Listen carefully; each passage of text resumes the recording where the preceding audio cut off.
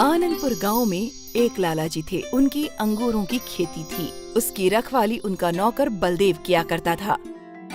लाला जी कभी कभार वहाँ आया करते थे। क्यों बलदेव, सब कुछ कैसा चल रहा है? सब कुछ ठीक है लाला जी। मैंने कल ही फसल में कीटनाशक दवाई छिड़की है। और जो मैंने नए बीज लाए हैं वो कैसे हैं? बहुत अच्छे हैं। ये देखिए, उन बीजों से बड़े बड़े अंगूर हुए हैं। अच्छी बात है, बड़े अंगूरों से ही ज्यादा कीमत मिलेगी हमें। जी लाला जी। लाला जी ने बलदेव को पगार पर नौकरी दी थी। वो बहुत अच्छा इंसान था। उसके पास खुद की जमीन नहीं थी। वो लाला जी की जमीन पर किसानी किया करता था और इसके बदले लाला जी उसे तनख्वाह देते थे। रोज शाम को 6 बजे बलदेव अपने घर के लिए रवाना हो जाता।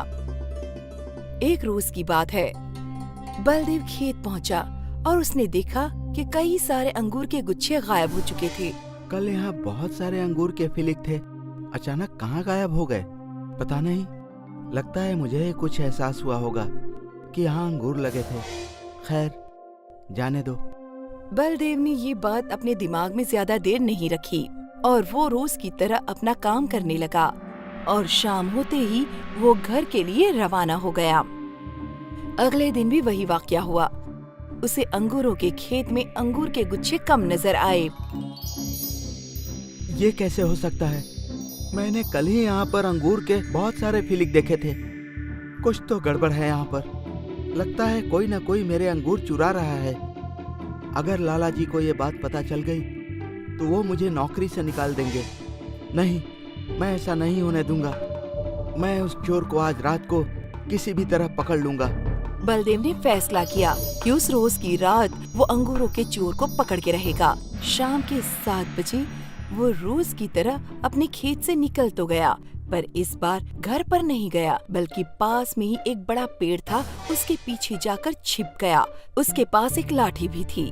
आज रात को उस चोर की जमकर धुनाई करूंगा, फिर वो कभी भी मेरे अंगूर चुराने के बारे में सोचेगा भी नहीं। बलदेव की नजरें अपने खेतों पर ही टिकी हुई थी। आधी रात हो चुकी थी लेकिन चोर अब तक नहीं आया। अभी तक वो चोर आया क्यों नहीं? बलदेव परेशान तो था, फिर भी वो नजर गड़ाए बैठा था। आखिरकार सुबह के 6 बज गए। जैसे ही सूरज की रोशनी आई, कुछ परियां उसके खेत में आईं। बलदेव ने देखा उन परियों ने कुछ अंगूरों के गुच्छे लिए। तो ये परियां हैं जो मेरे अंगूरों को चुरा रही थी। बलदेव दौड़कर अपने खेत के पास पहुंचा। आप सब तो परियां हैं, आप लोग मेरे अंगूर क्यों चुरा रही हैं? तो इस फल को अंगूर कहते हैं। हमारे परी लोग में ये फल नहीं उगते, लेकिन जब हमने इन अंगूरों को चखा, हमें ये बहुत पसंद आए। तब से हम इन्हें लेकर खा रहे हैं। लेकिन आपकी वजह से मेरे मालिक मुझे नौकरी से निकाल देंगे। ऐसा क्यों? ये अंगूरों के बाग लाला जी के हैं। लाला जी हर महीने मुझे तनख्वाह देते हैं इन अंगूरों को उगाने के लिए। अगर आप लोग ऐसे ही सारे अंगूर खा जाएंगी तो वो मुझे तनख्वाह नहीं देंगे और नौकरी से भी निकाल देंगे। ओहो, माफी चाहते हैं, हम ये सब नहीं जानते थे, पर हमें ये अंगूर बहुत लजीज लगे। लेकिन हम तुम्हारे साथ भी नाइंसाफी नहीं कर सकते। हमारे पास एक उपाय है। क्या आप हमारे साथ हमारी दुनिया में आ सकते हैं? आप हमें वहाँ अंगूरों की खेती करना सिखा दें और बदले में हम आपको ढेर सारे सोने के सिक्के दे सकते हैं।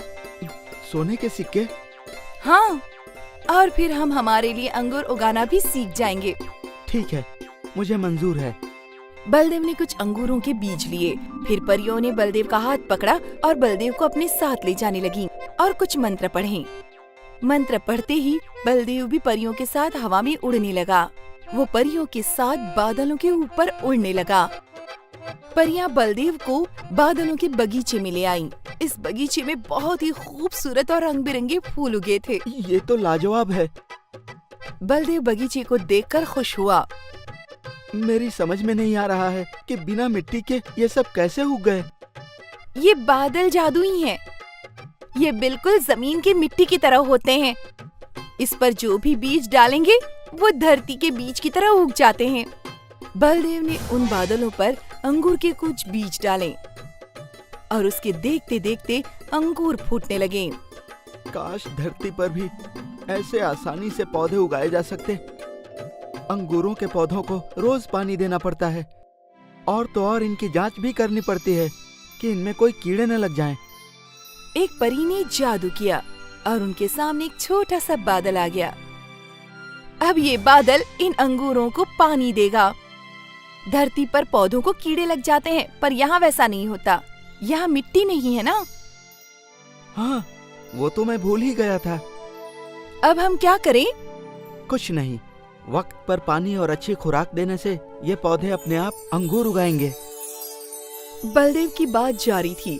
बस इतनी ही देर में उसे अंगूर का एक गुच्छा नजर आया। वो देखकर परियां बड़ी खुश थीं। वो देखो, अंगूर उग गए। अब हमें धरती पर जाने की कोई जरूरत नहीं है। अब से ये स्वादिष्ट अंगूर हम खुद ही अपने बादलों पर उगाया करेंगे। आपका बहुत बहुत शुक्रिया। जी।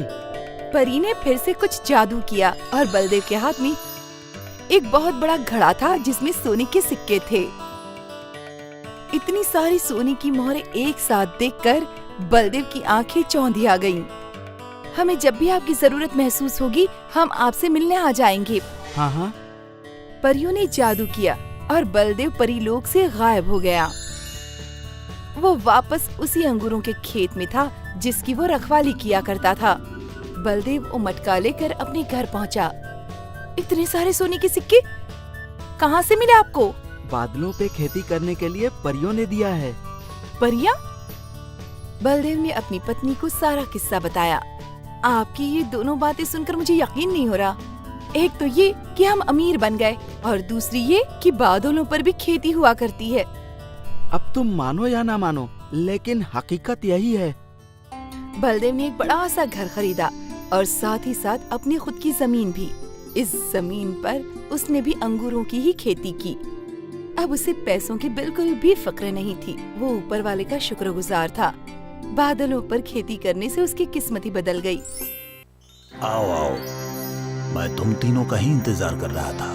बहुत दुख के साथ कहना पड़ रहा है कि हमारी कंपनी घाटे में चल रही है। इस वजह से हमें वर्करों की छटनी करनी पड़ रही है। तुम तीनों ने ही इस कंपनी का बहुत साथ दिया, पर मुझे बड़े अफसोस के साथ कहना पड़ रहा है, मुझे तुम तीनों को इस कंपनी से निकालना पड़ेगा, क्योंकि घाटे में मैं और वर्कर नहीं रख सकता। पर सर, इस वक्त हम कहाँ जाएंगे? अभी तो बाजार में भी काम नहीं है और आपने पिछले कई महीनों से हमें ठीक से तनख्वाह भी नहीं दिया है। और मुझे तो अपनी बेटी का ऑपरेशन भी करवाना है। मेरे पास तो रकम है भी नहीं और आप मुझे नौकरी से निकाल देंगे तो मैं अपनी बेटी का ऑपरेशन कैसे करवाऊंगा? सर, मेरी तो एक अंधी बूढ़ी माँ है। मैं उसे कैसे बताऊंगा कि मैं अपनी नौकरी से हाथ धो बैठा हूँ? मैं तुम सबकी परेशानियों को समझता हूँ, पर मेरे हाथ में अब कुछ नहीं है। मुझे तुम तीनों को नौकरी से निकालना ही होगा। मुझे माफ कर देना। तीन दोस्त परेशान होकर ऑफिस से निकल तो जाते हैं, पर उन्हें पता नहीं होता कि उन्हें करना क्या है। वो तीनों अपने अपने घर पहुंचते हैं और मायूस होकर बैठ जाते हैं। फिर एक शाम तीनों मिलने का प्लान बनाते हैं। इस तरह से हाथ पर हाथ रखकर बैठने से कुछ नहीं होगा। हम तीनों ही बेरोजगार हैं। इस वक्त हम तीनों को नौकरी की तलाश करनी चाहिए। बहुत दिनों तक तो हम अपने घर वालों से भी झूठ नहीं बोल सकते। उनकी आंखें हमारी तरफ टकटकी लगाए देखती हैं कि हम उनको कब पैसे देंगे और वो घर का खर्च चलाएंगी।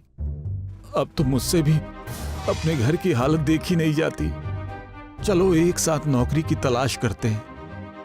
तीनों नौकरी की खोज में एक कस्बे में जा पहुंचते हैं जहां पानी का कोई इंतजाम नहीं होता। अरे, ये गांव तो बड़ा पिछड़ा हुआ लग रहा है। सोचते सोचते ये हम कहाँ आ गए? इस गांव के लोग बहुत परेशान लग रहे हैं। लगता है कुछ दिक्कत है। चलो इस बूढ़े आदमी से पूछते हैं। तीनों जाकर उस आदमी से पूछते हैं तो वो आदमी उन्हें बताता है। इस गांव में बहुत समय से बारिश नहीं हुई है, जिसकी वजह से यहाँ अकाल पड़ने की नौबत आ गई है। हम इस गांव में पानी की एक बूंद बूंद के लिए तरस रहे, पर यहाँ पर बादल आते हैं, हवा में उड़कर चले जाते हैं। जैसे हमें चिढ़ा रहे हो। पर शहर में तो बारिश हो रही है और आसपास के गांव में भी, तो इस गांव में भला क्यों नहीं हो रही है? अब तो बारिश बेवक्त होती है और बिल्कुल नामात्र के लिए होती है। हमें इसका कोई उपाय तो सोचना ही होगा।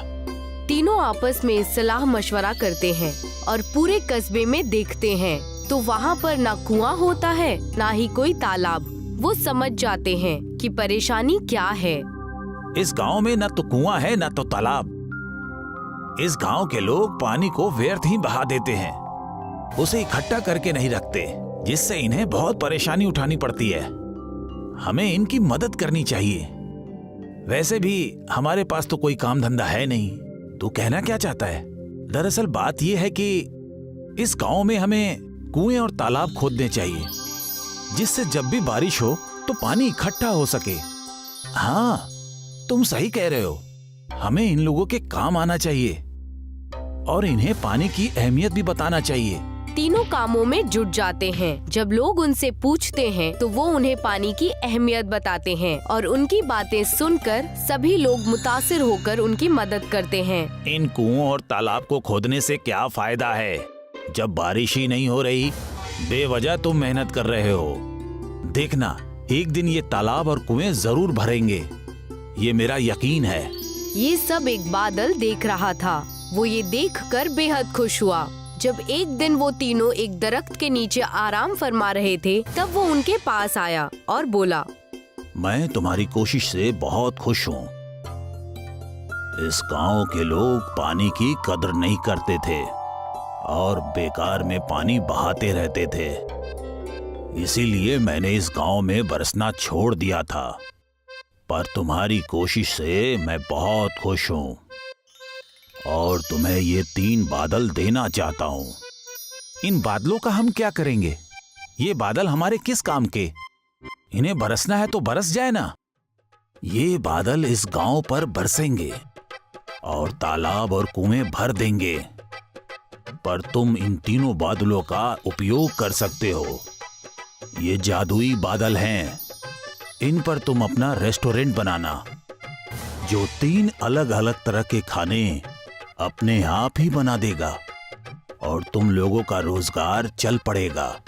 क्या सच में? वो अपने आप ही खाना बना देंगे? हाँ, वो कस्टमर को अपने साथ ऊपर लेकर जाएंगे। ये रेस्टोरेंट ऊपर बादल में ही रहेगा। बादल उस कस्बे पर बरसने लगता है और सभी कस्बे वाले बेहद खुश हो जाते हैं और तीनों को बरकतें देते हैं। तुम तीनों की कोशिश से आज इस गांव में बारिश हुई है। हम तुम्हारा ये एहसान कभी नहीं भूलेंगे और पानी की बचत जरूर करेंगे, जिससे आगे हमें इस समस्या का सामना न करना पड़े। वो तीनों 3 रेस्टोरेंट तीनों बादल पर बनाते हैं, जिसमें 3 अलग अलग तरह के खाने बनते थे। सब उनके बादल वाले रेस्टोरेंट में खाना खाने आते थे, क्योंकि वहाँ बेहद लाजवाब खाना बनता था। सब उस बादल पर चढ़कर खाना खाने का मजा लेना चाहते थे। ये देखकर तीनों बेहद खुश होते हैं। कभी सोचा भी नहीं था कि बादलों का रेस्टोरेंट हमारे पास होगा। हम लोगों के पास अब अलग अलग रेस्टोरेंट है जो कमाल के चल रहे हैं। हमें कुछ करने की जरूरत ही नहीं है और ये बादल हमारे कितने काम आए। हमारा जरा सा लोगों की मदद करना हमारे लिए कितना फायदेमंद रहा है। अब हमें लोगों की इसी तरह से मदद करनी होगी। जो हमें मिला है अब हमें लोगों में बांटना चाहिए और जो बेरोजगार हैं उन्हें रोजगार भी देना चाहिए। तुम सही कह रहे हो, हम ऐसा ही करेंगे। हमें किसी का एहसान नहीं भूलना चाहिए। जिन लोगों को हमारे मदद की जरूरत है हमें वहां तक अपनी मदद पहुंचानी चाहिए। तीनों दिन में रेस्टोरेंट चलाते और रात को गरीबों में खाना बांटते, और जिनके पास रहने के लिए छत नहीं होती वो उस रेस्टोरेंट में उनके रहने के लिए जगह बनाते। वो कुछ बेरोजगार लोगों को रोजगार भी देते थे। इससे उन तीनों को बेहद खुशी मिलती है और वो कामयाब होते चले जाते हैं।